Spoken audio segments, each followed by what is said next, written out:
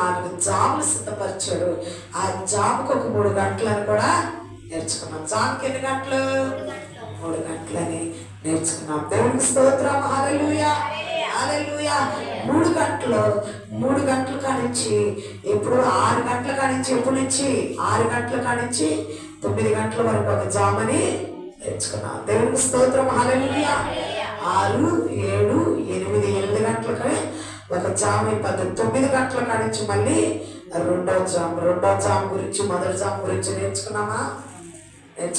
మొదటి జామ గురించి, మొదటి జామ చేసిన ప్రార్థన, మొదటి జామ చేసిన అనుభవం, అవన్నీ దేవుడు జ్ఞాపకం చేసుకున్న పశ్చాత్తాపడి కరువు నుండి, ఆహాద కాలంలో కరువు నుండి తొలగించాడని, ఇదిగో యవన పిల్లల భవిష్యత్తును దేవుడు తీర్చిదిద్దుతాడని చక్కగా నేర్చుకున్నాం. దేవుని స్తోత్రం. రెండో జామని ఆయన రెండవ రాకడి గురించి నేర్చుకున్నాం. దేవునికి స్తోత్రం. హల్లెలూయా. ఆ రెండవ రాకడ ఆయన మధ్యరాత్రులు పెండ్లి కుమారుడు స్వరం వినబడితే ఎవరు సిద్ధముగా ఉంటారో వారిని దేవుడు తన రాజ్యమునకు వారసులుగా చేసుకుంటారు. విడవబడిన వారు ఇదిగో శ్రమలు పాలవుతారని కూడా మనము నేర్చుకున్నాం. ఎదుగో నేను త్వరగా వచ్చుచున్నాను, వాని క్రియలు చొప్పున వానికి జీవితము నేను తీసుకురాబోతున్నాను నా యొద్దనుందని చక్కగా ప్రకటన గ్రంథంలో నుంచి నేర్చుకున్నాం. మత్తయి సువార్త 25వ అధ్యాయం 1వ వచనం కానించి అర్ధరాత్రి వేళ పెండ్లి కుమారుడు కేక వినపడితే ఆ అర్ధరాత్రి రెండో జామ అని నేర్చుకున్నాం. దేవునికి స్తోత్రం. హల్లెలూయా, హల్లెలూయా. ఈరోజు 3వ జామ గురించి నేర్చుకోవాలి. అయితే ఈరోజు 3వ జామ గురించి కాదు. అయితే నేను ఈ వారములో దేవునితో నేను మొదటి గురువారం ఉదయం కానించి బుధవారం నేను ఇక్కడ ప్రార్థన సంగతి మర్చిపోయాను. వివాహానికి వెళ్ళాను, లేట్గా వచ్చాను. అక్కడ కూడా నేను ఎవరో తెలియకపోయినా నన్ను పిలిచి మరి ప్రార్థన చేయటానికి మరి నన్ను చాలా గౌరవంతో విలువతో వాళ్ళకి ఇచ్చిన అవకాశం నాకు ఇచ్చేసి దేవుడు నన్ను అక్కడ వాడుకోవటం జరిగింది. దేవునికి స్తోత్రం. హల్లెలూయా, హల్లెలూయా. అంతేకాకుండా మరలా బుధవారం పగలు అక్కడికి వెళ్ళొస్తారు. రాత్రికి మళ్ళీ ఉన్న ఊళ్ళో మీటింగ్ ఉందని, కృతజ్ఞత కూటం ఉందని పిలిస్తే పాంప్లెట్లు ఇస్తే మరి సంఘంలో పంచడానికి కుదరలేదు. ఇంటికాడ ఇచ్చారు ఆ పాంప్లెట్లు. మరి లెక్కది వాళ్ళు ఆటోలు కట్టుకుని మనకు వచ్చారు. సంఘం అంతా వచ్చి ఆరాధన జరిపించిన వాళ్ళు మనకు పాంప్లెట్లు ఇచ్చేసరికి సరే ఇంకా ఇప్పుడు వాళ్ళకి తీసుకెళ్ళడానికి టైం లేదని ఆ రాత్రి వెళితే వాళ్ళు కూడా చాలా ఆప్యాయతగా దేవుడు వారికి ఇచ్చిన సమయాన్ని దేవుడు నాకు ఇచ్చేలాగా, వారికి ఇచ్చిన గౌరవ మర్యాద నాకు ఇచ్చేలాగా వాళ్ళది తీసి నాకు ఇవ్వటం అనుకోకుండా నేను వెళితే వాళ్ళు చాలా సంతోషపడ్డారు. ఒక సావుకురాలు మాకు మేము పిలుస్తూ వచ్చిందని చాలా సంతోషపడ్డారు. అప్పుడు గుర్తొచ్చి నా ప్రార్థన నాకు ఇవాళ బుధవారం కదా, సంఘంలో ఏంటి పరిస్థితి అన్న ఆలోచన వచ్చింది. దేవునికి స్తోత్రం. హల్లెలూయా. ఇక గురువారం నుంచి మరి అయ్యా సంఘాల కోసం, మరి 2 సంఘాల కోసం, సంఘాల్లో ఉన్న బిడ్డల కోసం, ఆరోగ్యాల కోసం, ఈ తొట్టిల్లిపోతున్న ప్రజల కొరకు, రోగులైపోతున్నారు, త్రాగుబోతులైపోతున్నారు, వీళ్ళ కోసం, కుటుంబం కోసం మరి నేను ఈ రోజు నుంచి ఉపవాసం ఉండాలయ్యా 3 రోజులని నిర్ణయం తీసుకుని ఎప్పుడు టిఫిన్ అన్నా చేసేదాన్ని. ఈసారి పొద్దుతో అస్సలు కొరకూడదు, ఏమి కొరకూడదు, తాగటం మంచిలు తప్ప ఇంకేం తాగకూడదని నిర్ణయం తీసుకుని గురువారం ఉదయం కానించి ఈ రోజు ఉదయం టిఫిన్ చేయటం జరిగింది. దేవునికి స్తోత్రం. హల్లెలూయా, హల్లెలూయా. అయితే ఆశ్చర్యం ఏంటంటే మొదటి రోజు తలస్నానం చేయగానే కళ్ళు తిరిగిపోయి 9-10కి పొద్దుకి టిఫిన్ చేయబోయేసరికి కళ్ళు తిరిగిపోయి కళ్ళలోకి రాకుండా బయటకు కప్పిపోయిన కానీ వెంటనే నేను వెళ్ళి తలస్నానం చేసి ప్రార్థనకు కూర్చొని అయ్యా నీ శక్తితో నన్ను నిలబెట్టు, ఎలాగైనా నేను ఈ ఫాస్టింగ్ చేసి నేను ఇదిగో అనేక విషయాల కోసం నీ దగ్గర నేను ప్రార్థన చేయాలని కన్నీరు కాచి ప్రార్థన చేశాను. ఆ మొదటి రోజు కళ్ళు తిరగటం, ఆ సాయంకాలానికి ఆగిపోయి కొంచెం నీరసంగానే ఉంది. ఇక రెండో రోజు ఏమైందంటే పొళ్ళు ప్రారంభమైనవి. పొళ్ళు అసలు నాకు మామూలుగానే పొళ్ళు చలికాలం వస్తాయి, మామూలుగా రావు. అదేదో పేస్ట్ వాడుతుంటే, పెప్సిడెంట్ పేస్ట్ వాడుతుంటే తగ్గిపోయినాయి. మళ్ళీ ఇప్పుడు పొళ్ళు వచ్చేసరికి అది ఎంత బాధ వేస్తుందో, పొళ్ళు బాగా బాధ వచ్చేస్తుంది. మా నోరు తెరిచి ప్రార్థన చేయలేకపోతున్నా. చాలా బలంగా ఫోటో చేస్తుంది. కాస్త నీరసం వచ్చాక మూలుగుతున్నా, భయపడిపోతుంది, బాధపడిపోతుంది. ఏదైనా తీసుకోండి, టిఫినాలో చేయండి, ఏదైనా తీసుకోండి అని బతులాను. లేదు లేదు, నేను ప్రార్థన చేయాలి, నేను దేవుడిలోనే ఉండాలి అని ఏం తీసుకోకుండా మళ్ళీ పొట్లు కోసం 2వ రోజులు ప్రార్థన చేశాను. ఇప్పటి వరకు పొట్లు. దేవునికి స్తోత్రం, హల్లెలూయా. దేవుని కృతజ్ఞత స్తోత్రాలు, దేవుని కృతజ్ఞత స్తోత్రాలు. ఈ రోజున దేవుడు ఒక మాట చెప్పమని, నేను అబ్రహాము దేవుడను, ఇస్సాకులు దేవుడను, యాకోబు దేవుడను, నీ దేవుడను అని మాట్లాడారు. దేవునికి స్తోత్రం, హల్లెలూయా. నిత్యము నాతోనే దినమునకు మమ్మల్ని ప్రార్థన చేస్తాం. ప్రతిరోజు యూట్యూబ్లో వాక్యం చెబుతాం, నా ఆలయాల్లో నడిపిస్తాం. అన్నిట్లో నమ్మకంగా చేసిన అయినా ఇంకా కడుపు కట్టుకుని ప్రార్థన చేయాలని అనుకున్నావు కనుక నేను నీ దేవుడను అని దేవుడు మాట్లాడుతూ జరిగింది. దేవునికి స్తోత్రం, హల్లెలూయా. అయితే ఏంటి నాకు సంఘం యొక్క సొల్యూషన్ ఏంటని నేను ప్రార్థన చేస్తే చాలా చాలా దర్శనాలు దేవుడు నాకు చూపించాడు. ఒక పెద్ద మందిరంలోకి వెళ్ళి నేను ప్రార్థన ఏదో మాట్లాడటానికి ఆ మందిరంలోకి వెళ్ళి నా కాపురితో, కానీ ఆ కాపురి నడిపించలేకపోతుంటే ఆ వచ్చిన వాళ్ళందరినీ, ఇదిగో రోగులు, దయ్యాలు, ఇవన్నీ భయంకరమైన దినాలు వస్తున్నాయి, రకరకాలైన వ్యాధులు వస్తున్నాయి, మీరందరూ ఈచికి ఎలాగ గోడతోటి తిరిగి ప్రార్థన చేయండి అని వాళ్ళందరినీ అక్కడున్న వాళ్ళందరినీ, పెద్ద మందిరం అది, ప్రతి గోడ మరి, ఈ గోడ మరి, ఆ గోడ మరి, 4 పక్కల గోడల చుట్టూ ఆ మనుషులు కూర్చోబెట్టారు. ఇక్కడ కూర్చోండి, ఇక్కడ కూర్చోండి, ఇక్కడ కూర్చోండి, మీరు ఒకరి ప్రార్థన ఒకరికి వినపడకుండా ప్రార్థన చేయండి అని వాళ్ళ ప్రార్థనలు కూర్చోబెట్టడం నేను దర్శనం చూశాను. దేవుడికి స్తోత్రం. వాళ్ళు చాలా ఇబ్బందిగా ఉన్నారు. వాళ్ళు కళ్ళ ఆపరేషన్ చేసుకుని సరిగ్గా ఆరాధన జరిపించలేకపోతున్నారు. ఆ కాపరి అందరూ బట్టే నాకు దేవుడి ఇటు దర్శనం చూపించడం నాకు అర్థమైంది. దేవుడికి స్తోత్రం, హల్లెలూయా. ఏమైనా సహోదరులారా, అయితే దేవుడు జరిగి బయలుపరుస్తాడని నేను ఆ పట్టుదలతో ప్రార్థన చేయాలని మరొక రోజు మరి కొంచెం ఒక 5 నిమిషాలు రెస్ట్ తీసుకుందామని కళ్ళు మూసేసరికి ఆ సచివ్ గారు అన్నారు, అమ్మా ఎందుకమ్మా వీళ్ళకి ఎంతకాలం నువ్వు బోధిస్తావు, ఎంతకాలం నువ్వు ఇంత పరిగెత్తుకొచ్చి చేస్తావు, వీళ్ళకి అనేది నువ్వు రాకుండా ఉంటే చేయకుండా ఉంటే వీళ్ళకి అనేది జ్ఞానం వస్తుందేమో, తెలివి వస్తుందేమో, ఇదిగో ఆపేయటం మంచిదమ్మా ఇక్కడ ఆరాధన అని అంటున్నారు. చాలా బాధిస్తుంది. అయ్యో ఆపేయమంటున్నారంటే వాళ్ళ ద్వారా నేను అక్కడికి వెళ్ళాను, మళ్ళీ వీళ్ళ ద్వారానే ఆపే అన్న మాట వచ్చిందంటని మళ్ళీ ప్రార్థన చేయడం మొదలు పెడితే అప్పుడు దేవుడు ఈ వాక్యాన్ని చూపించారు. ఏ వాక్యాన్ని బయలుపరిచారంటే యెషయా గ్రంథం 54:1 వచ్చింది. అయితే మన అంశం ఈరోజు అది కాదు, నేను దేవుడు బయలుపరిచింది కానీ ఆ మాటలు కూడా మీ ముందుంచి తర్వాత మన అంశంలోకి వెళదాం. 54:1 వచ్చింది. 54:1 వచ్చింది. యెషయా గ్రంథం 54:1 వచ్చిన చదువుతాం. దేవునికి స్తోత్రం, హల్లెలూయా, హల్లెలూయా. ఆ వాక్యాన్ని మనం త్వరగా చదువుతాం.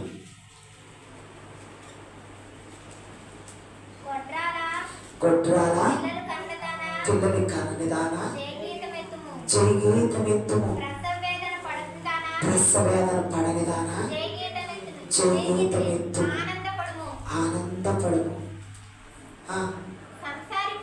సంసార పిల్లల కంటే విడవబడిన దాని పిల్లలు విస్తారమగుదురు. చాలు దేవుని స్తోత్రం. ఈ వాక్యంతో దేవుడు నన్ను బలపరిచాడు. ఈ మాట మాట్లాడే గొడ్రాల పిల్లలు కననిదానా జయగీతమెత్తము. గొడ్రాలంటే ఇక కుంగిపోయింది, ఇక ఏమి లేదు, నాకు దేవుడు ఏమేమి చేయట్లేదు, నేను అప్పులు పాలైపోయాను, నాకు పిల్లలు లేరు, గొడ్రాలుగా పిలువబడుతున్నాను, ఇంకా అంతేకాకుండా నాకు వ్యాధులతో బాధపడుతున్నాను, నాకు శ్రమలు ఎక్కువైపోయినాయి అని అనుకుంటున్నదానా జయగీతమెత్తుము. నాకు ఇది లేదు అనుకుంటున్నదానా జయగీతమెత్తుము. దేవునికి స్తోత్రం, హల్లెలూయా. అనగా పునరుత్థానము. దీని అర్థం ఏంటంటే మళ్ళీ నేను పునరుత్థానము చేయబోతున్నాను. హల్లెలూయా. చెప్పలు కొట్టి దేవుని నామం మహిమపడతాం. హల్లెలూయా. నేను మరలా దాన్ని పురికొల్పబోతున్నాను, నేను మరలా దాన్ని ఉజ్జీవపరచబోతున్నాను, నేను మరలా దాని దీన స్థితిని తొలగించి ఉన్నత స్థితిలోకి తీసుకు తీసుకురాబోతున్నాను. మళ్ళీ అక్కడ ప్రసవేదన పడగదానా, పెనుగుటితో సంసారం చేయకపోయినా, ప్రసవేదన పడకపోయినా పిల్లల కనుడు దానా. దేవుని స్తోత్రం. పెనుగుటితో సంసారం చేయకుండా పిల్లలు కనింది మరియ గారు. ఏ పురుషుని అనకుండా సంసారం చేయకుండా ఒక మగ పురుషుని అనగా పరిశుద్ధాత్మ వలన గర్భం ధరించింది. ఇదిగో సంఘములో కూడా పురుషుని అనకుండా కాపురం చేయకుండా పిల్లలకు అనేది ఎవరంటే సంఘమేనండి. దేవునితో కాపురం చేసి ఆత్మీయ పిల్లలకు అనేది సంఘం. దేవునికి స్తోత్రం. హల్లెలూయా. మేము కష్టపడము, మన కొరకు దేవుడు కష్టపడుతున్నాడు. మేము కష్టపడము, ఇదిగో మన కొరకు ఆయన శిలువలో వేలాడి రక్తాన్ని కార్చారు. ఇదిగో మనం సంసారం చేయము, మనము కనము, దేవుడు కంటున్నాడు. తన ప్రజలు తన రక్తముతో ఇదిగో తన ప్రజలు రక్షించుకుని సంసారం చేయని పిల్లలు విస్తారమవుతారంట. అంటే ఎంతో మంది విశ్వాసులు పోగు చేయబడతారు నలుదిక్కుల నుండి. దేవునికి స్తోత్రం. హల్లెలూయా, హల్లెలూయా. మళ్ళీ ఇంకొక మాట చూపిస్తున్నాను. దానిలో నుంచి 49 62:4 వచ్చిన యెషయా గ్రంథం 62:4 వచ్చిన యెషయా గ్రంథం 62:4 వచ్చిన విడబడిన దానివని అమ్మా ఇక మీద నువ్వు అనబడవు. అమ్మా పాడైన దానివని ఇక మీద నీవు నీ దేశము గురించి విడవబడిన దానివని ఎవరు అన్నారు? నిన్ను హెప్సిబా అంటారు, నిన్ను పివలా అంటారు. హెప్సిబా అంటే ఏంటమ్మా? ఫుడ్ నోట్లో ఏముంది? ఇష్టరాలు. నాకు ఇష్టరాలు అనబడతావు. విడవబడిన దాన్ని అనబడవు. ఇదిగో త్రోసివేయబడిన దాన్ని అనబడవు.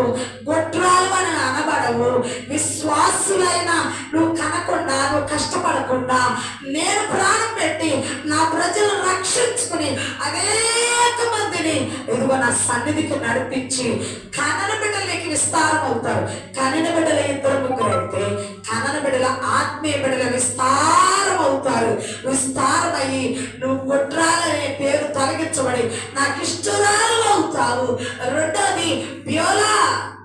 దేవునికి స్తోత్రం. హల్లెలూయా. బ్యోలా అంటే ఏంటమ్మా? ప్రతివ్రత భార్య. హల్లెలూయా. దేవుని భార్య ఇష్టురాలు, ప్రతివ్రత. ఇక లోకానుసరమైన మనసు లేదు. ప్రతివ్రత నన్నే ఆరాధిస్తుంది. దేవుని నమ్ముకున్నాక మరొక పని, మరొక ఆలోచన, మరొక తలంపులు, మరొక ఉద్దేశాలు, మరొక దేవుళ్ళు కొలిస్తే వ్యభిచారం, ఆత్మీయ వ్యభిచారం అది. అందుకే ఆత్మీయ వ్యభిచారం చేయకుండా ప్రతివ్రతవి అనిపించుకుంటావు. హల్లెలూయా, హల్లెలూయా. కనని గొడ్రాలు ధన్యమవుతాట. దేవునికి స్తోత్రం. పురుషుని ఎరకుండా కనిన పిల్లలు ఎవరంటే యేసుక్రీస్తు ద్వారా సంపాదించిన ఆత్మలు. హల్లెలూయా. యేసుక్రీస్తు ప్రాణం పెడతారు. ఆ ప్రాణం పెట్టిన బిడ్డలు ఇదిగో విస్తారం అవుతారు. ఆయన కనిన బిడ్డలు విస్తారమై ఆయా భాషల నుండి, ప్రకటన గ్రంథం 7:9 ఆయా భాషల నుండి, ఆయా దేశాల నుండి, ఆయా జాతుల నుండి, ఆయా వంశాల నుండి అనేక మందిని రప్పించి ఎందుకో యెహోవా వలన మేము రక్షణ పొందామని, ఆయనకే మహిమ, ఘనత, ప్రభావాలనని గొర్రె పిల్లలందరూ దేవుని స్తుతిస్తారంట. హల్లెలూయా, హల్లెలూయా. అంటే దేవుడు బాధపడుతున్నావా? రక్షణ పొంది మోసం చేసి వెళ్ళిపోతున్నారని దిగులు పడుతున్నావా? బ్రతకలేక వేరొక చాటికి బ్రతకాలని వెళ్ళిపోతున్నారని బాధపడుతున్నావా? ఇదిగో కనను గొడ్రాలని గర్భం ధన్యమవును గాక. దేవుడితో కాపురం చేయగదానా నీ పిల్లలు విస్తరించుగాక అని మాట్లాడిన తర్వాత అది నేను వాక్యము ప్రిపేర్ చేసి యూట్యూబ్లో చెప్పడం జరిగింది. చాలా సంతోషం వేసింది. దేవునికి స్తోత్రం. హల్లెలూయా. నీ రోగాల కొరకు, నీ వ్యాధుల కొరకు, నీ ఆర్థిక ఇబ్బందుల కొరకు, సంఘం అభివృద్ధి కొరకు, కరెంట్ కొరకు, ఈ సౌండ్ బాక్సుల కొరకు, మందిరం కొరకు 4 దినాలు ఒక మంచిని తీసుకుని ఇదిగో పుణ్యతో కొరకుండా ఉండాలని ఉపవాసం ఉంటే ఈరోజు 4వ దినము ఇదిగో ఆహారం తీసుకుంటూ టిఫిన్ చేయడం జరిగింది. దేవుడు ఏదో ఒక రోజున దీన్ని మళ్ళీ తలగా చేయబోతున్నాడు. దేవునికి స్తోత్రం. హల్లెలూయా, హల్లెలూయా, హల్లెలూయా. సంసారం చేయని పిల్లలు విస్తారం అవుతారంట. హల్లెలూయా. దేవుడు పంపించే పిల్లలు, దేవుడు ప్రాణం పెట్టే పిల్లలు, వాళ్ళు సంసారం చేయకుండా పుట్టే పిల్లలు వాళ్ళు. హల్లెలూయా. సంసారం చేసిన పిల్లలు ఇదిగో సారా అబ్రహాముకు పుట్టారు, ఇస్సాకు ద్వారా ఇదిగో 1,00,000 కోట్ల మంది అయ్యారు.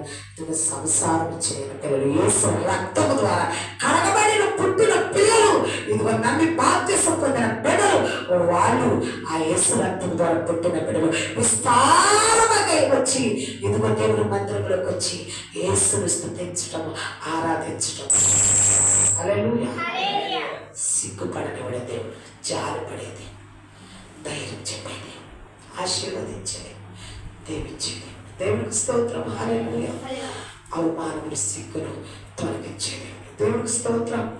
దేవుని ఎక్కువగా ప్రేమించి దాని ద్వారా దేవుడు శోధన, వ్యాధన, దుఃఖాన్ని కలిగిస్తాడని ఇప్పుడు కళ్ళు తెరవబడినాక నా గ్రామంలో ఉన్న సంఘాలను కూడా ప్రేమిస్తుంటే వాళ్ళు నన్ను అమితంగా ప్రేమిస్తున్నారు. ఇదిగో నేను ఈ గ్రామాల్లో ఉన్న సంఘాలు, ఈ గ్రామంలో ఉన్న ప్రజలు నా సంఘటనను అమితంగా ప్రేమించుకున్నాను. అందువలన దేవుడు నాకు ఒక సొల్యూషన్ అనగా ఒక మంచి ఆలోచన దేవుడు నాకు ఇచ్చి విశ్వాసంలో ప్రార్థించి సెలవు చేసిన తర్వాత దేవుడు కొత్త కార్యాన్ని చేయబోతున్నాడని ఇప్పుడు అర్థమైంది. దేవుడికి స్తోత్రం. హల్లెలూయా. హల్లెలూయా. అయితే ఈరోజు నడిచాం రెండో జాము గురించి పూర్తిగా అర్థమైనట్టేనా? రెండో జాము గురించి పూర్తిగా అర్థమైనట్టేనా? ఎందుకంటే 4వ జాము అయ్యేసరికి ఆయన రాకడ ఒకవేళ వచ్చిందనుకో మనకు అర్థమైపోతే వరద అయిపోతుంది. మనకి అర్థమైపోతే నరుడికి 4 కాలాల్లో ఏదో ఒక టైంలో ఆయన రాకడ వస్తుంది. అది 2వ జాములో ఆయన రాకడ గురించి నేర్చుకున్నాం. ఆ 2వ జాములో అది మనకు పూర్తిగా అర్థమవకపోతే నడుజాములోకి వచ్చేస్తున్నాం. ఈ నడుజాములో ఒక చిన్న మెసేజ్ నేను ఇవ్వాలనుకుంటున్నాను. ఇంకా పూర్తిగా దాని గురించి టైం ఉన్నప్పుడు ఇంకా పూర్తిగా నేర్చుకుందాం. ఇది ఇప్పుడు చదివాం కదా న్యాయాధిపతులు. ఒకసారి చూడమ్మా, న్యాయాధిపతులు 7వ అధ్యాయము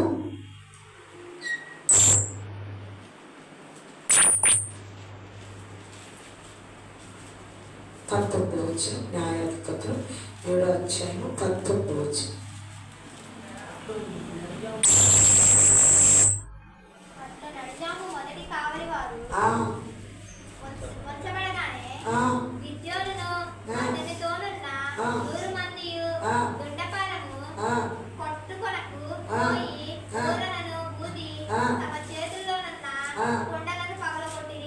దేవునికి స్తోత్రం. హల్లెలూయా. గిద్యోనునే పరాక్రమ బలజ్ఞుడు అనే మనము ఒక పాఠము మరి యూట్యూబ్ చేయటం జరిగింది. యూట్యూబ్లో కూడా ఈ వాక్యం చెప్పడం జరిగింది. గిద్యోను గురించి పరాక్రమ బలజ్ఞుడా అని దేవుని వాక్యం మాట్లాడటం జరిగింది. ఆ గిద్యోను, ఆ పరాక్రమ బలజ్ఞుడు ఎప్పుడు అమోనీయులు ఇదిగో అమాలేకీయులు ఎప్పుడు ఏ టైంలో వాళ్ళని చెల్లించటానికి వెళ్ళాడు. ఇక్కడ మనకి స్పష్టంగా మిద్యానీయుల మీదకి, అమాలేకీయుల మీదకి గిద్యోను యుద్ధానికి వెళ్ళమని దేవుడు గిద్యోనుతో మాట్లాడాడు. ఈ గిద్యోను యావాషు కుమారుడు. దేవుడికి యావాషు యొక్క కుమారుడు. ఇదిగో ప్రేమైన సహోదరులారా, ఈ గిద్యోను ఏం చేశాడంటే, నాకెందుకు ఇదంతా, ఎవరు వస్తున్నారు, ఎవరు దేవుని సేవిస్తున్నారు, దేవుడు మాకు ఏమేమి చేయట్లేదు, ఎంతగా నేను ప్రార్థన చేస్తున్నాను, ఎందుక భయభక్తులు. ఒకప్పుడు మాకు దేవుడు మా పితరులకి చెప్తా ఉండేవాడు. మా పితరులు ఏమనంటే ఐగుప్తు నుండి బానిసలుగా ఉన్న ఇదిగో మన పితరులు మనకెప్పుడు బోధిస్తూ ఉన్నారు. మనం బానిసలుగా ఉన్నప్పుడు బానిసలుగా ఉన్న మనల్ని మోషేని ప్రవక్తను ఎన్నుకొని ఆ మోషే ద్వారా మనల్ని బానిసత్వం నుంచి విడిపించారు అని మన పితరులు చెప్తూ ఉంటారు.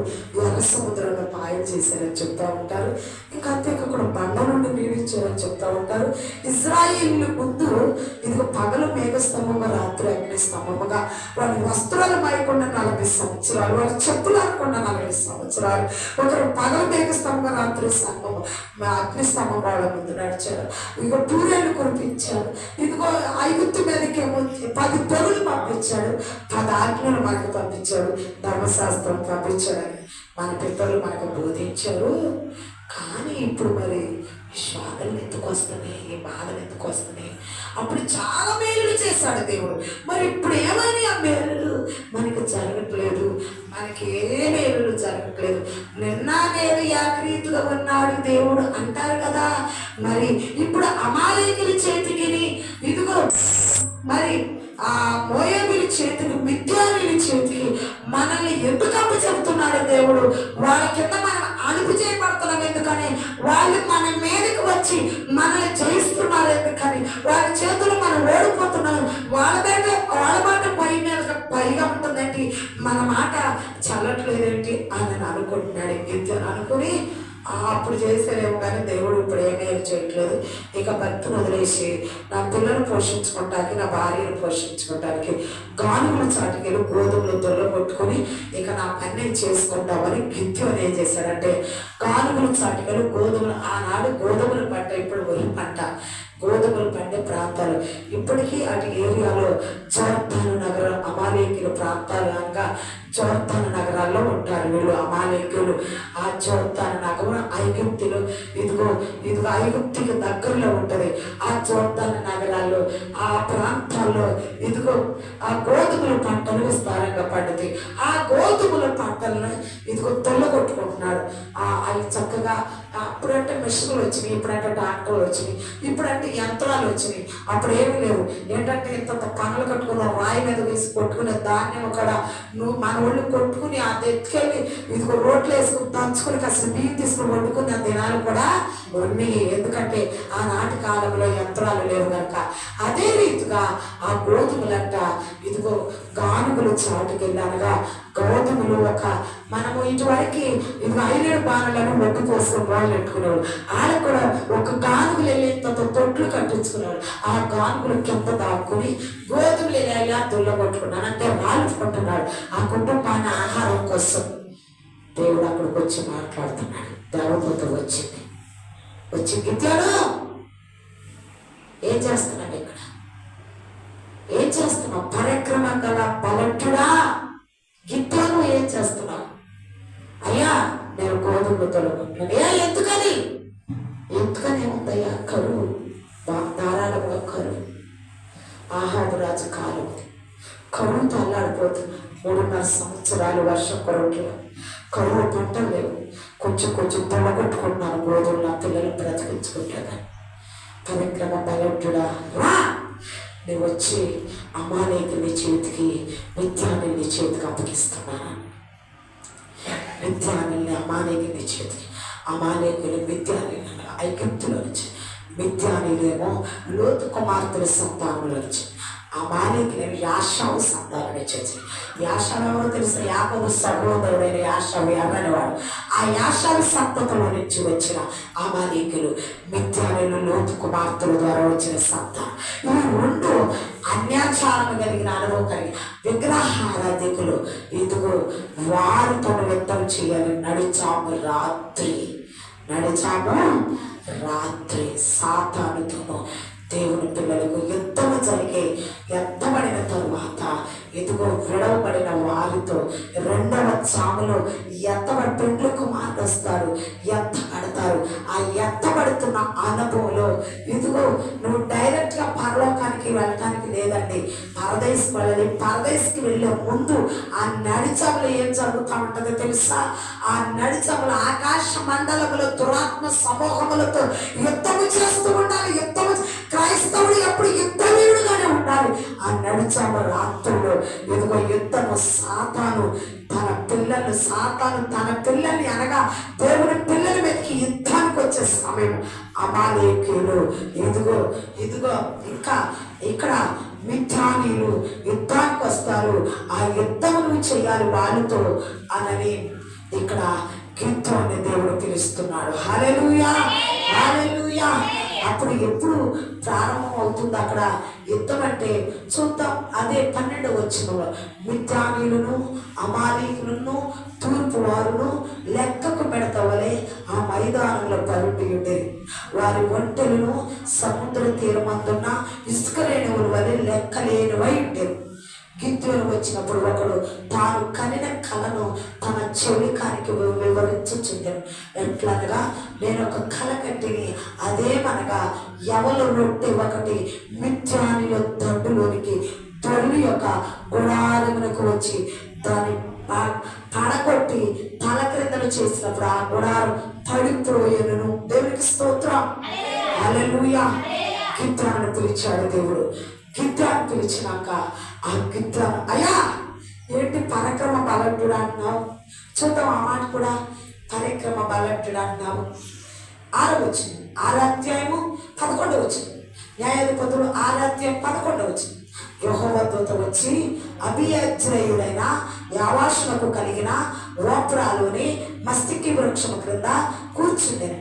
యోవాషు కుమారుడైన గిద్యోను మిద్యానులకు మరుగై ఉన్నట్లు గానుగు చాటున గోధుమలు దొడగొట్టుచున్నాడు.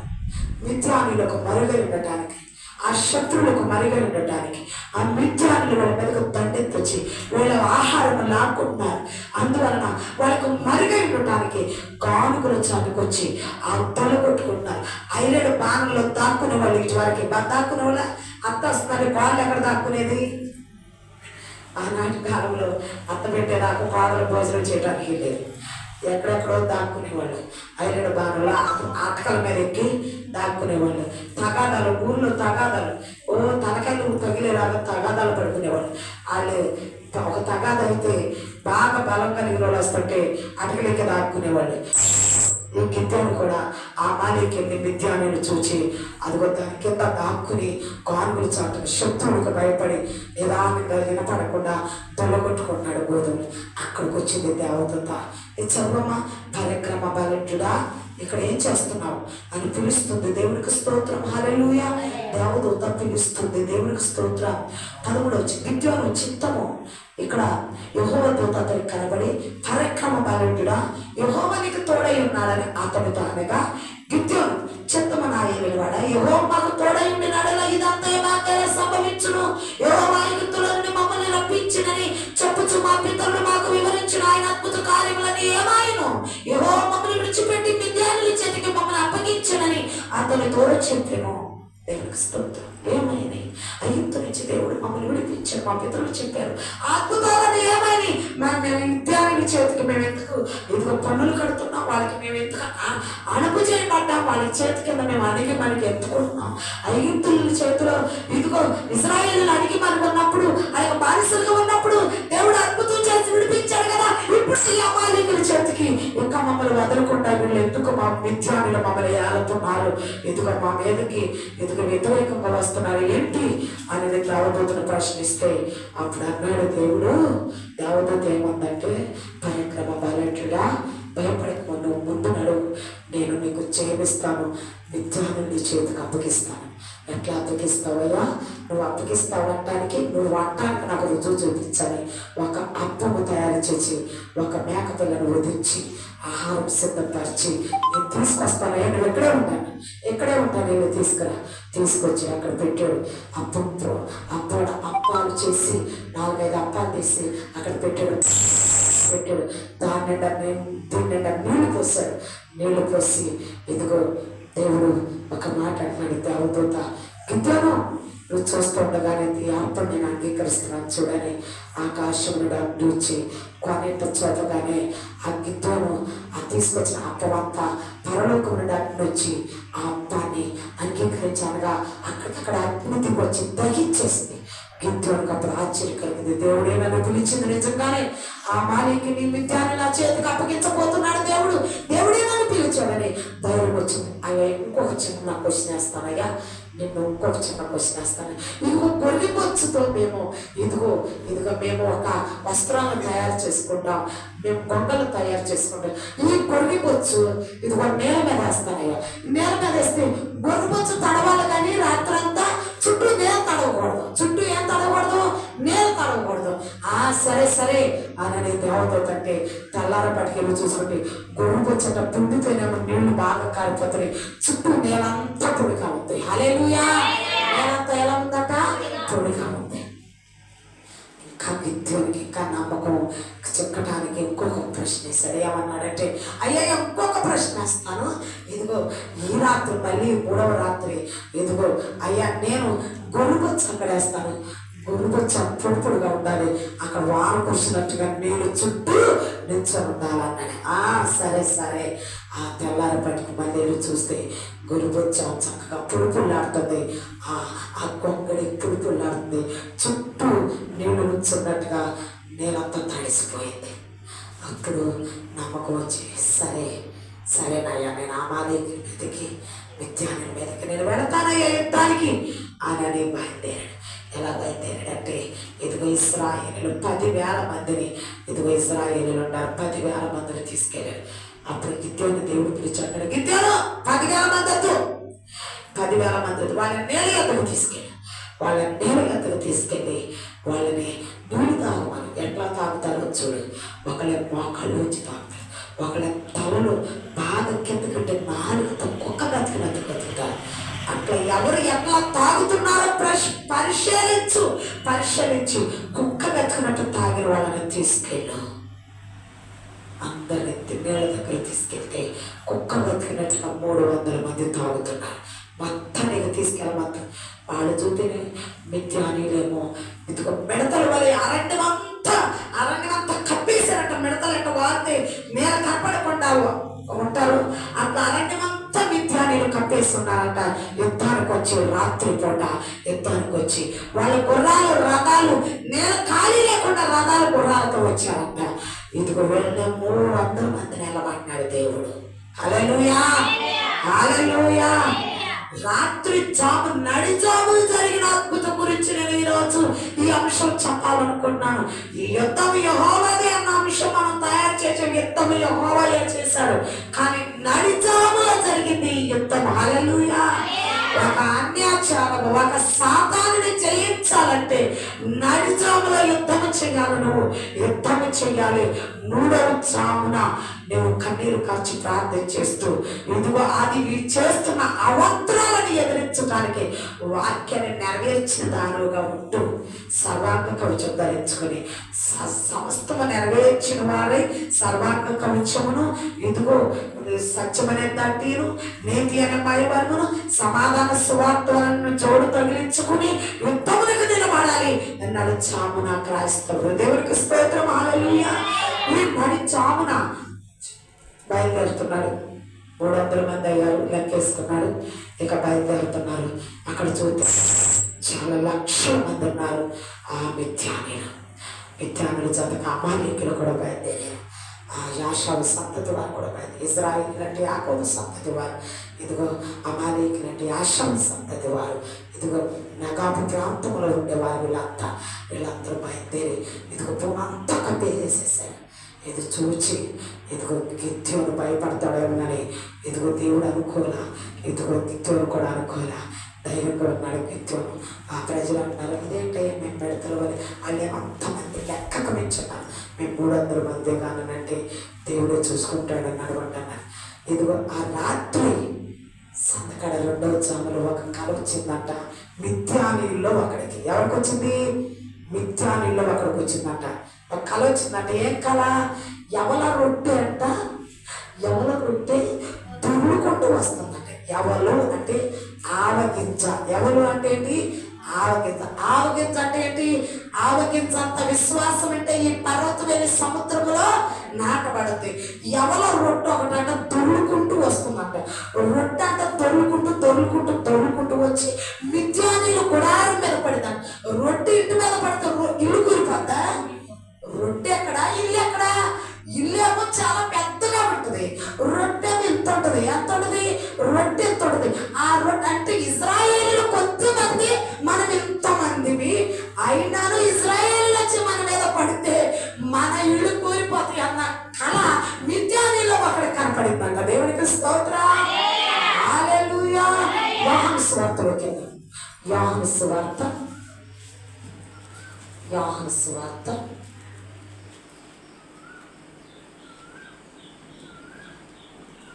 6వ అధ్యాయము 8వ వచనం కానించి,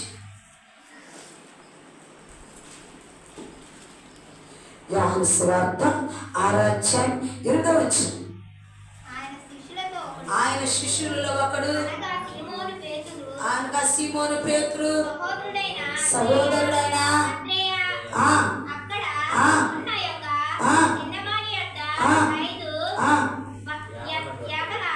ఎవల రొట్టెలు 2 చిన్న చేపలు ఉన్నవి కానీ ఇంతమందికి ఏమాత్రమని ఆయనతో యేసు చెరువులను కూర్చొని పెట్టుడని చెప్పారు. ఆ చోట చాలా పచ్చిపోయి ఉండేది కనుక లెక్కకు ఇంచుమించు 5,000 మంది పురుషులు కూర్చుని యేసు ఆ రొట్టెలు పట్టుకుని కృతజ్ఞతాస్తుతులు చెల్లించి కూర్చున్న వరకు వడ్డించి, అలాగే చేపలు కూడా వారికి ఇష్టమైన మట్టుకు వడ్డించారు. వారు తృప్తిగా తినిన తర్వాత ఏమీ నష్టపడకుండా మిగిలిన మొక్కలు పోగు చేయడం తన శిష్యులతో చెప్పారు. కాబట్టి వారు భుజించిన తర్వాత వారి యొక్క మిగిలిన 5 యవల రొట్టెల మొక్కలు పోగు చేసి 12 గంపలు ఎత్తురు. దేవునికి స్తోత్రం.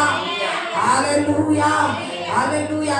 యవల రొట్టెలు ఇక్కడ 5 యవల రొట్టెలు ప్రార్థన చేయగా విస్తారముగా 5,000 మంది పూజించారు. విశ్వాసముతో వడ్డించగా. హల్లెలూయా. ఎవరు అనగా విశ్వాసం, ఎవరు అనగా ఆవగింజ ఆవాలతో చేసిన రొట్టె దొరుకుంటూ వెళ్ళిందంట మిథ్యానుల మీదకి. వెళితే ఇంటి మీద మిథ్యానుల ఇంటి మీద పడిన. ఎక్కడి నుంచి వచ్చిన ఈ విశ్వాసం? ఇది ఇశ్రాయేలు నుంచి వచ్చిన విశ్వాసం. ఆ కళ అంటే ఇద్దరు మాట్లాడుకుంటున్నారంట. ఈ 2వ జామున విన్నారంట. ఆ గిద్దరు ఆ కళ ఆ ఇంటి వారమటు వెళ్తూ వాళ్ళందరూ నిద్రపోతున్నారు. వాళ్ళందరూ మేము పోలమంటున్నాం, మేము వాళ్ళెంత, వాళ్ళ బ్రతికెంత, వాళ్ళు ఎప్పుడు మన చేతికి నలిగి మనకి ఉండాలని ఈ అన్నుడు అనుకుంటూ ఉండగా ఎప్పుడైనా మేము వాళ్ళ మీద ఒక మాట ఎక్కువే మాట్లాడతాం. వాళ్ళకి ఆమంటుంది, ఇదిగో ఇక్కడ చర్చి ఉంది, ఇక్కడ చర్చి ఉంది, పక్కన ప్లారీ కట్టము ఏంటి అటు పోటీగా కట్టుకున్న 2 చర్చిలు అన్నాను. ఆ కామంటుంది, ఇదిగో మనవాళ్ళకి పడద్ది, ఒకరికొకరికి మనవాళ్ళకే పడద్ది. వాళ్ళ గుళ్ళు ఉంటే చూడు, ఊరికి ఒకటే కడతారు, అన్ని చోట్ల కడతారా వాళ్ళ గుళ్ళు? మన వాళ్ళక ఇంటికి గుళ్ళు కట్టేస్తారు, గుడి కట్టేసి ప్రార్థన చేసుకుంటారు అని అంటుంది. అయితే నువ్వేమనుకుంటున్నావమ్మా?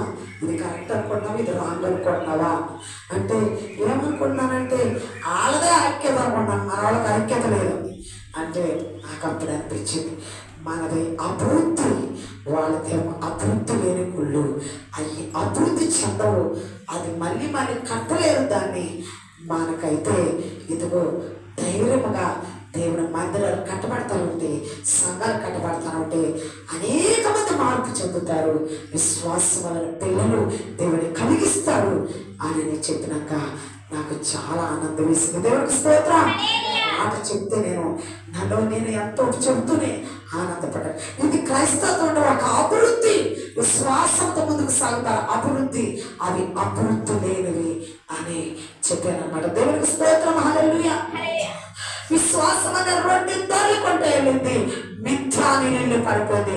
ఆ కళ ఆ రాత్రి మాట్లాడుకుంటుండగా పక్కమ్మట గింజోని కనపడిందంట.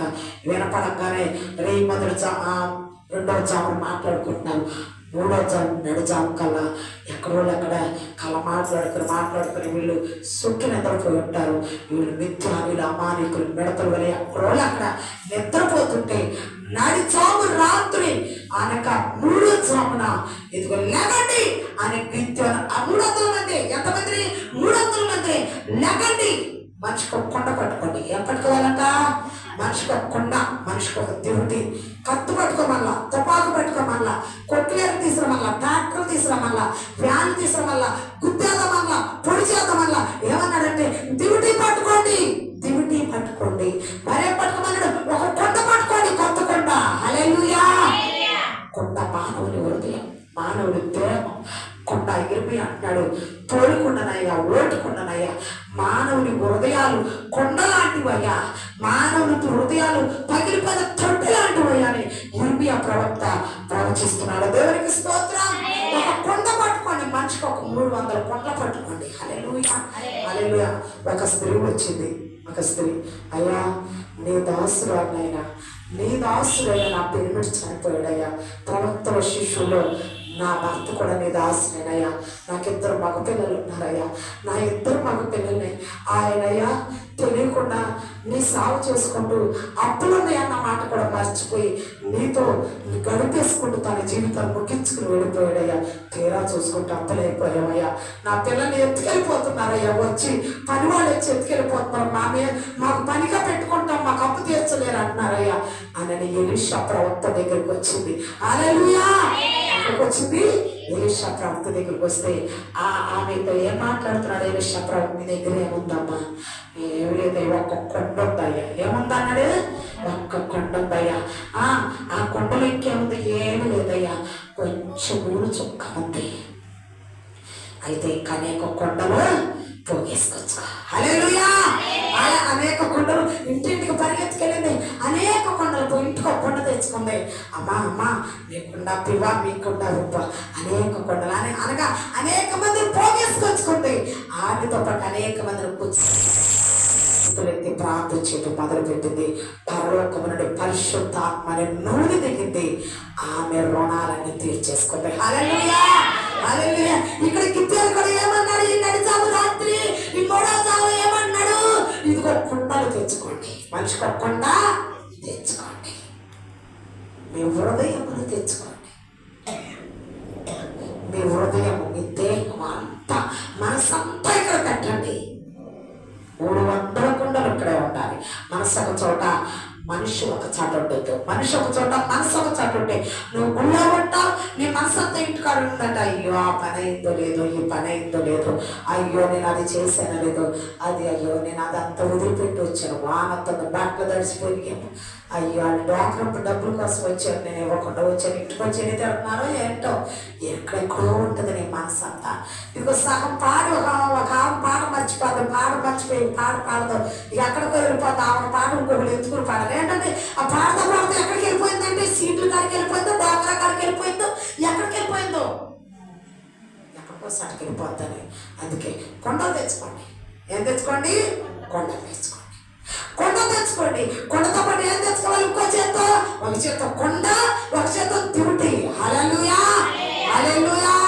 దివిటిలో మండాలి, సిద్ధెల్లో నూనెండాలి, దివిటిలో మండాలి, సిద్ధెల్లో నూనెండాలి, ఏనాడే ఓ సంగమా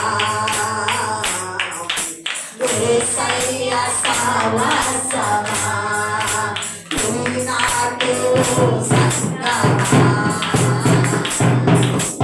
యేసయ్య సహవాసమా, ఇది నిదురించుట సమయమా, నేను తిరుగుట న్యాయమా, ఇది నిదురించుట సమయమా, నేను తిరుగుట న్యాయమా, ఒడిలో మండాలి, సిద్ధంలో నూనెండాలి, ఒడిలో మండాలి, సిద్ధంలో నూనెండాలి, ఈనాడే ఓ సంగమా యేసయ్య సహవాసమా. హల్లెలూయా. ఇదిగో మన శత్రువులు మన మీదకి వచ్చేస్తున్నారు. ఇదిగో సాతాను దాని పన్నంగాలతో మనల్ని ఎలాగైనా పాడు చేయాలని, నరకానికి తీసుకెళ్లాలని తన పిల్లల్ని ఇదిగో ఒక శబ్దం చేశాడు దేవుని మీద. శబ్దం చేసి ఏమన్నాడు తెలుసా? నీ పిల్లల్ని నేను ఎలాగైనా పాడు చేస్తానో చూడని ఆడు ఒక శబ్దం చేశాడు. ఆ శబ్దం వాడు నెరవేర్చడానికి వాడు ఎలక్ట్గా ఉన్నాడు. నేను ఇంటికి ఆర్పేసుకుని కూర్చున్నావు. నీ గుండె నీతో పాటు తెచ్చుకోలేకపోతున్నావు, నీ ఆత్మ నీతో పాటు తెచ్చుకోలేకపోతున్నావు, నీ శరీరం నీతో పాటు అట్లా శరీరం సహకరించట్లా, నిద్ర నిద్ర నిద్ర నిద్ర, శరీరం సహకరించట్లా, ఆత్మ మండట్లేదు. అందుకే ఆత్మను మండించుకో. నీ దేవం కూడా ఆత్మతో పాటు తీసుకురా, కొండను తీసుకురా, డ్యూటీని తీసుకురా, ఆత్మను మండించు, నీ దేహాన్ని కూడా యుద్ధానికి నడిపించు. ఒక పక్కన శత్రువు వచ్చి మీద పడుతుంటే, ఒక పక్కన సాతాను శోధన పంపిస్తుంటే, ఒక పక్కన తిరుగుబాటు మనస్తత్వం వస్తుంటే, ఒక పక్కన తిరస్కారం వస్తుంటే, ఇంకో శోధన వస్తుంటే, కరువు వస్తుంటే, యుద్ధాలు జరుగుతుంటే, ఒక పక్కన భయంకరమైన వ్యాధులు వస్తుంటే, గాజా బోడి అయినవి ఎదుగో యెరూషలేము గాజా ఎప్పటి నుంచి యుద్ధం జరుగుతుంది? 45 సంవత్సరాలు. వచ్చి గాజా పసిపిల్లలందరూ ఆహారం లేక అల్లాడిపోతున్నారే, యుద్ధాలు జరుగుతున్నాయి అన్నారే. నా రాకడ దినాల్లో యుద్ధాలు జరుగుతున్నాయి, పాకిస్తాన్కి ఇండియాకి యుద్ధం జరుగుతుంది, భూకంపాలు వస్తున్నాయి, మేనెల తుఫానులు వస్తున్నాయి, కరువు వచ్చేసింది, సమృద్ధిగా ఉన్న వాళ్ళకి సమృద్ధి లేదు. ఈ రోజున ఆరోగ్యం బాగుంది ఖాళీ లేకుండా పనికి వెళ్తానన్న వాళ్ళకి బలహీనతలు వచ్చేసింది. నిత్యం కష్టపడే వాళ్ళకి బలహీనతలు వచ్చింది. నిత్యం సమృద్ధిగా తినే వాళ్ళకి కరువు వచ్చింది, సమృద్ధి లేని వాళ్ళకి సమృద్ధి వచ్చింది. ఉన్నది లేనట్టు అవుతుంది, లోనిది ఉన్నట్టు అవుతుంది. నిద్రపోతావా? ఇది నిద్రించడం నీకు సమయమా? నీ కొండను పట్టుకో, నీ డ్యూటీని పట్టుకో, నడి జాము రాత్రి 3వ జామున బయలుదేరు సాతాను మీద యుద్ధం చేయడానికి, అమాలేకుల మీద అమ్ముదుగో అమ్మోనీల మీద యుద్ధం చేయడానికి, మోయాబుల మీద యుద్ధం చేయడానికి బయలుదేరు అని క్రిప్తోను 300 మంది సిద్ధపరిచాడు. హల్లెలూయా. ఉండకూడదు, ఇదిగో శరీరాశ ఉండకూడదు, నేత్రాశ ఉండదు. గెహాజీతో మాట్లాడుతున్నాడు, ఇదిగో ద్రాక్ష తోటలు సంపాదించుకోవడానికి, వస్త్రాలు సంపాదించుకోవడానికి, వెండి బంగారములు సంపాదించుకోవడానికి ఇది సమయమా?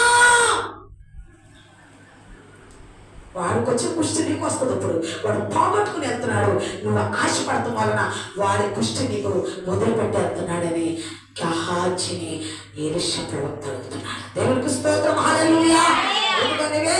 ఏ జాములోనైనా మెలకువగా ఉండి ఎలక్ట్గా ఉండి యుద్ధము చేయడానికి సిద్ధంగా ఉండాలి. నీ వేళ్లకు సంహార యుద్ధము నేర్పు. హల్లెలూయా, హల్లెలూయా. ఎఫెసీ పత్రిక చూద్దాం ఒకసారి. ఎఫెసీ పత్రిక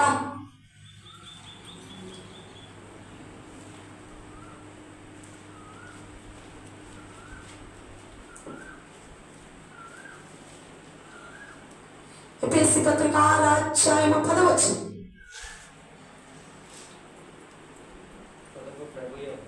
తుదకు ప్రభు యొక్క మహాశక్తిని బట్టి ఆయన యందు బలవంతులై ఉండుడి. మీరు అపవాది తంత్రములను ఎదురించుటకు శక్తిమంతులగునట్లు దేవుడిచ్చు సర్వాంగ కవచమును ధరించుకొనుడి. ఏలయనగా పోరాడునది శరీరులతో కాదు గాని ప్రధానులతోనూ అధికారులతోనూ ప్రస్తుత అంధకార సంబంధులకు లోకనాథులతో ఆకాశ మండల మందున్న దురాత్మల సమూహములతోనూ పోరాడుచున్నాం. అందుచేత మీరు ఆపద్దినమునందు వారిని ఎదురించుటకు సమస్తమును నెరవేర్చిన వారై నిలువబడుటకు శక్తిమంతులై దేవుడిచ్చే సర్వాంగ కవచమును ధరించుకునుడి. దేవునికి స్తోత్రం. హల్లెలూయా. ఏం ధరించుకోమంటున్నాడు? గిద్యోను అక్కడ కొండను పట్టుకో, దేవుడిని పట్టుకో. అపోస్తులైన పౌలు ఏం ధరించుకోమని సర్వాంగ కవచం సమస్తము నెరవేర్చిన వారై ఉండాలంటానికి దేవుని మాటను కోటేసుకుంటే కోట్లుంటే సంతోషం. చాలా మంది కోట్ వేసుకుంటారు, కొంచెం అభివృద్ధిలోకి రాగానే పై జాకెట్ కొనుక్కుంటారు, కోట్ వేసుకుంటారు. ఎందుకంటే వాళ్ళు కొంచెం డబ్బు పెరిగింది, కోట్ వేసుకుంటున్నారు. డబ్బు కోట్లుంటే కోట్ వేసుకుంటే నీకు సంతోషం రాదు. ఎప్పుడు వస్తుంది సంతోషం? దేవుని మాట వింటే సంతోషం వస్తుంది. హల్లెలూయా. దేవుని మాట అపోస్తలుడైన పౌలు అన్నాడు, దేవుని భక్తిలో సమస్తమును నెరవేర్చిన వారై ఉండాలంట. విశ్రాంతి దినాల మందిరానికి రావాలి, ఉపవాస కూటములు పాల్గొనాలి, ప్రతి నెల బలాలను తీసుకోవాలి. అంతేకాదు సామాజికంగా కూడుకోవటం మానకూడదు, రొట్టె వెరచటం మానకూడదు. దేవుని సహవాసం అంటే సహవాసంగానే ఉండాలి. అంతేగాని తొట్టులు పోకూడదు, పడిపోకూడదు. సమస్తము నెరవేర్చను. దేవునికి ఇచ్చేవి దేవునికి ఇచ్చారు. ప్రతి దాంట్లో నమ్మకం ఉంటూ సమస్తము నెరవేర్చిన వారై ఉంటూ ప్రార్థనని సర్వాంగ కవచాన్ని ధరించుకోవాలి. హల్లెలూయా. దేవునికి అపవాదులు ఎదురించడానికంట. హల్లెలూయా. ఆకాశ మండలంలో దురాత్మ సమూహములను ఎదురించడానికి సర్వాంగ కవచము, సత్యం అనేదండి, నీతి అనే మరియు పాదములకు సమాధాన స్వార్థములనైనా చోటు తగిలించుకోవాలి. తగిలించుకొని యుద్ధానికి బయలుదేరాలి. నిద్ర నిద్ర నిద్ర నిద్ర. ఎన్ని బత్తలు బియ్యం తినేసారు పుట్టినాక, ఎన్ని కేజీలు మాసం తినే పుట్లు బియ్యం తినేసినా ఏమైనా ఏమైనా పెరిగారా? 8 కేజీల మాసం, 1 లారీ మాసం తినేసి ఉంటారు పుట్టిన కానించి. ఏమన్నా ఇంత అయ్యారా? ఏమవరు. లోపలి మనిషిని అపవిత్ర ఖర్చు కానీ లోపల నుంచి బయటకు వచ్చేదో చూడు. నీ మాట, నీ చూపు, నీ తలంపులు, మనసులో ఏదైనా కీడు ఆలోచించోట పెదాలు అయ్యే గఫుకుని మాట్లాడేస్తుంది. లోపల నుంచి బయటకు వచ్చేది నేను అపవిత్ర పరిస్థితి. నిద్ర, తిండిపోతాను, తిండిపోతాను, ఇవన్నీ వదిలేయాలి. సర్వంగా ఖర్చు ధరించు.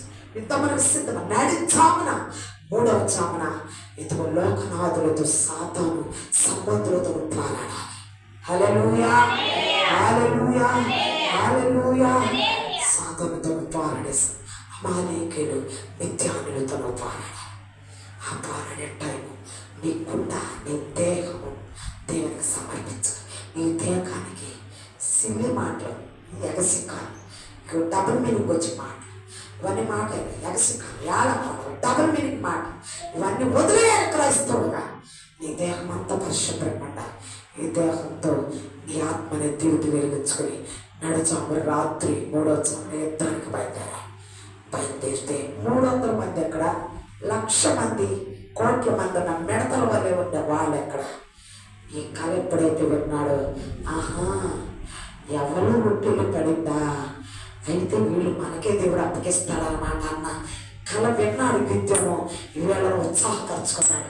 అంటే దేవుడు ఏదైనా చూపిస్తే ఖచ్చితంగా నెరవేరుతానికి గిద్యోనికి తెలుసు, కలగన్న వారికి తెలుసు, మనం ఇక అప్పగించబడబోతున్నామని తెలిసి తోటడుగా పంచుకుంటున్నాడు. అబ్బాయి మన పని కాలే. ఎవరి రొట్టె వచ్చి మన ఇళ్ళ మీద పడింది, ఇళ్ళను కూలిపోయినాయి. విశ్వాసంతో వాళ్ళు యుద్ధానికి వస్తారు, కొండలు పట్టుకుంటారు, దివిటీలు పట్టుకుంటారు, మనమే వాడిపోతాం అని వాళ్ళు మాట్లాడుకుంటూ విన్నాడు. గిద్యోనికి ధైర్యం వచ్చింది. వాళ్ళందరూ లేకంటే వెళ్దాం అన్నాడు.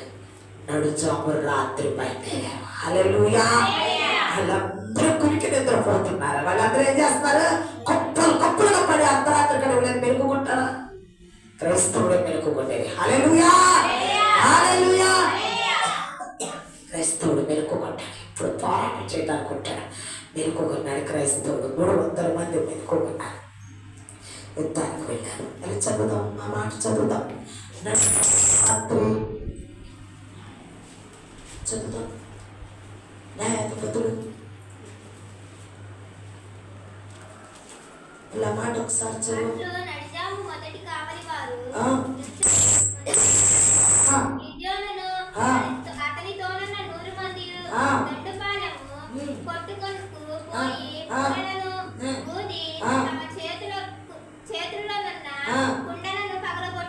దేవునికి స్తోత్రం. అట్లు నడిజాము మొదటి కావలి వారు ఉంచబడగానే గిద్యోను అతనితో ఉన్న 100 మంది దండిపాలెంలో, అంటే 100 మంది, 100 అంటే 100 మంది దండిపాలెంలో కొట్టుకుని పోయి బోరలను ఊది తమ చేతుల్లో కొండలను అట్లు ఆ 3 గుంపుల వారు బోరలు ఊదుచు ఆ కొండలను పగలగొట్టి ఎడమ చేతుల్లో దివిటలను, కుడి చేతులతో ఊదుటకు బోరలను పట్టుకొని యెహోవా ఖడ్గము, గిద్యోను ఖడ్గము అని కేకలు వేసి వారిని ప్రతి వారు తన చోటును దండు చుట్టూ నిలిచిండగా ఆ దండు వారందరూ పరిగెత్తుచు కేకలు వేయించు పారిపోయారు. దేవునికి స్తోత్రం. ఎంతమంది ఉంటే కేకలు. ఏం చేయలేదండి వీళ్ళు. కత్తి పట్టుకోవాలా, ఏం బాంబులేలా, ఏం చేయలే. ఎక్కడ పెట్టారు కానీ విజయవాడ బాంబు పెట్టారంట. బాంబేలా. వీళ్ళు 300 మంది, 100 మంది, 100 మంది, 100 మంది కడుపుతారు. 3 గుంపులు అయిపోయారంట. 3 గుంపులు. ఒక గుంపు బోర్లు వదటం, ఒక గుంపు జైజైలు కొడతాం, ఒక గుంపు దివిటీలు పైకెత్తడం, ఒక గుంపు కుండలు పాల్పడతాం. అబ్బా ఎంత క్రమంగా చేస్తున్నారో చూడ. తక్కువ మంది అయినా క్రమంగా చేస్తున్నారు. దేవునికి స్తోత్రం. హల్లెలూయా, హల్లెలూయా. ఒకరు పాటలు పాడటం, ఒకరు ప్రార్థించడం, ఒకరు స్తుతులు చెల్లించడం, ఒకరు దేవుని కీర్తించడం. తక్కువ మంది అయినా 3 లక్షల మంది ఉన్నారంటే చీమలు వెళ్ళి, మిడతలు వెళ్ళి, ఇక కేకల శబ్దానికి భయపడిపోయారంట. హల్లెలూయా, హల్లెలూయా. చిన్న మంది అయినా మన కేకల స్తుతులకి సాధారణ పరుగులు దానికి వణుకు పట్టాలి. మన చేతులు శబ్దానికి సాధారణ నాకు దెబ్బలు పడుతున్నాయి గడగడ వణుకుంటూ. ఏ సాధన అయితే మైకను ఆపేసిందో, ఏ సాధన అయితే మందిరం యొక్క తగాదా తీసుకొచ్చిందో, ఏ సాధన అయితే భోజనాల తగాదా తీసుకొచ్చిందో, మన కేకలతో, మన బోరలతో, మన తిమిటీలతో, మన కొండలతో అది పారిపోయి మళ్ళీ దీనికి పునరుద్ధాన శక్తి దేవుడు అనుగ్రహించాడు.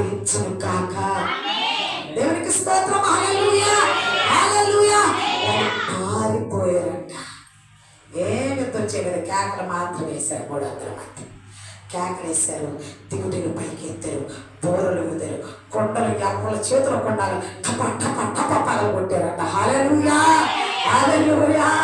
ఓటు కొండలన్నీ పగలు కొట్టేసి దేవుని మేము ఓటు వాళ్ళమయ్యా, మా చేతుల్లో ఏమి లేదయ్యా, మా క్రియలో ఏమి లేదయ్యా, మాలో ఏమి లేదయ్యా అయ్యా, మా ఆస్తి మాకు అక్కడికి రాదయ్యా, మా ధనం మాకు అక్కడికి రాదయ్యా, మా అక్కడికి రాదయ్యా, మా చదువు మాకు అక్కడికి రాదయ్యా, మా చేతులు ఏమి లేదయ్యా, ఒట్టు కొండలమయ్యా అని కొండలు టప టప టప టప పగలు కొట్టారట. అంటే మాలో ఏమి లేదని నిరూపిస్తున్నారు దేవుడికి. హల్లెలూయా. దేవుడికి చూపిస్తున్నాడు చాము రాత్రి మాలో ఏమి లేదయ్యా. హల్లెలూయా. పెద్ద మంచం ఉండి పట్టు తరఫు ఉండి దాని మీద నిద్ర పట్టకపోతే ఎట్లా ఉంటుంది నీకు? దాని మీద నిద్ర పట్టకపోతే ఎట్లా? కోట్ వేసుకుని కోట్లుండి నీకు ఆనందం లేకపోతే నీ జీవితం ఎట్లా ఉంటుంది? అట్లాగే ప్రియమైన సహోదరుల మా చేతిలో ఏమి లేదయ్యా, ఈ యుద్ధం ఏం చేయలేవయ్యా అని వాళ్ళు కొండలు పగలు కొట్టుకున్నారు. హల్లెలూయా. బోరలు ఊతున్నారు, దేవుని ప్రతిగానాలు చేస్తున్నారు. హల్లెలూయా హల్లెలూయా. ఆయన ఆశ్చర్యకరుడు. నాడిచాము రాత్రి ఆశ్చర్యం జరిగించాడు. ఆశ్చర్యం జరిగించారు లేదా? ఆశ్చర్యం జరిగి 2వ జాములో ఎత్తబడిన వారికి ఆశ్చర్యం జరిగిందా లేదా? మొదటి జాములో ప్రార్థన చేసిన వారికి ప్రతిఫలం వచ్చిందా లేదా? నాడి జామును కూడా ఆయన ఆశ్చర్యం జరిగించాడు లేదా? జరిగించాడు.